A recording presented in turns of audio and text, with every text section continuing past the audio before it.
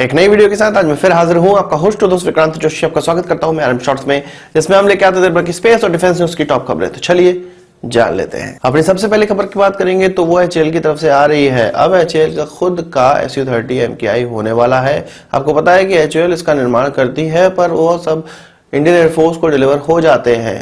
SU-30 MKI अभी तक HAL के पास खुद का नहीं है। एचएएल खुद का SU-30 MKI इसलिए अपने पास रखना चाहती है कि जब यदि भविष्य में थोड़े बहुत जो अपग्रेडेशन है या ऐसी नई टेक्नोलॉजी है जिसका इस्तेमाल इस एयरक्राफ्ट में करना है, इंडियन एयरफोर्स में करवाना है, किसी हथियार को इंटीग्रेट करना है, तो इसी एयरक्राफ्ट को टेस्ट बेड की तरह इस्तेमाल किया जाएगा। इसमें अपग्रेडेशन को जब सक्सेसफुल किया जाएगा तभी जाके ये इंडियन एयरफोर्स के अन्य एयरक्राफ्टों में लगाया जाएगा।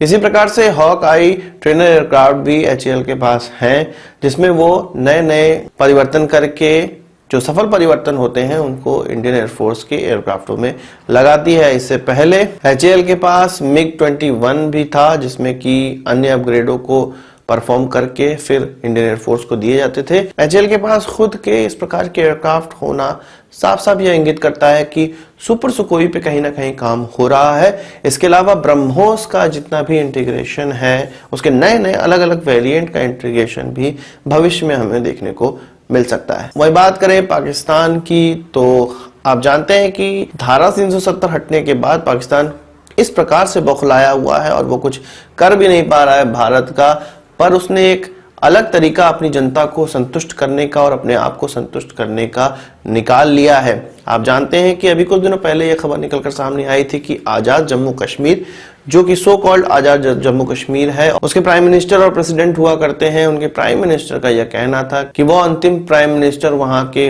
होने वाले हैं। उनको टॉप अथॉरिटी से यह चीज बता दी गई है कि अब जो पाक ऑक्युपाइड कश्मीर है उसके पार्ट जो कि गिलगित बाल्टिस्तान और आजाद कश्मीर है, उसको पाकिस्तान का 5वां प्रोविंस बनाया जा सकता है। इससे पहले अभी तक 4 प्रोविंस हैं। तो इसी हवाले से एक और निकल कर खबर आई है कि इस जम्मू कश्मीर का जो कि सो कॉल्ड आजाद जम्मू कश्मीर है, उसका नाम चेंज कर दिया गया है और इसको अब कहा जाएगा Jammu and Kashmir administrative services. नाम थोड़ा अटपटा है, पर यह पाकिस्तानी जनता और पाकिस्तानी हुक्मरानों को संतुष्ट करने के लिए काफी है। मुझे तो इंतजार है उस समय का जब यह 5वां प्रोविंस अपने इस जम्मू कश्मीर को घोषित करें और तब भारत को एक मौका मिले चढ़ाई करने का और पाक ऑक्युपाइड कश्मीर को फिर से भारत में विलय करने का। अब बात करेंगे इसरो की तरफ से। अभी चाइना ने पिछले हफ्ते एक ऐसे अपने मोबाइल लॉन्चर को सामने रखा है जिसके द्वारा वो स्पेस क्राफ्ट लॉन्च कर सकते हैं, स्पेस रॉकेट लॉन्च कर सकते हैं। तो अब ये कहा जा रहा है कि इसरो भी इस प्रकार के मोबाइल लॉन्चर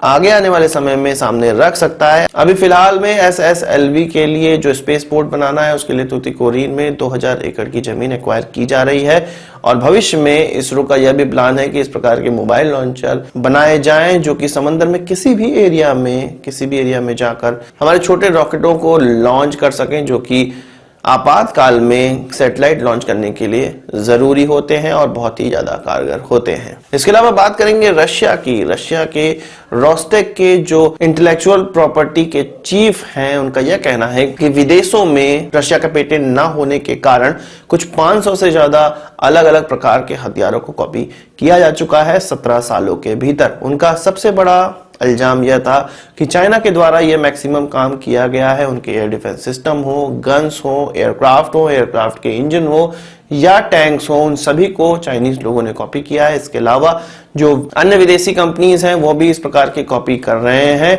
और अभी तक किसी भी प्रकार का रशियन ने पेटेंट इसके लिए जारी नहीं किया है। उनका यह भी कहना है कि रशिया के इस प्रकार के प्रोफेशनल लोग विदेशों में जाके दूसरी कंपनियों को इस प्रकार की टेक्नोलॉजी दे देते हैं या कॉपी करवा देते हैं और तब जाके वो रशिया के कॉम्पिटिटर बनते चले जा रहे।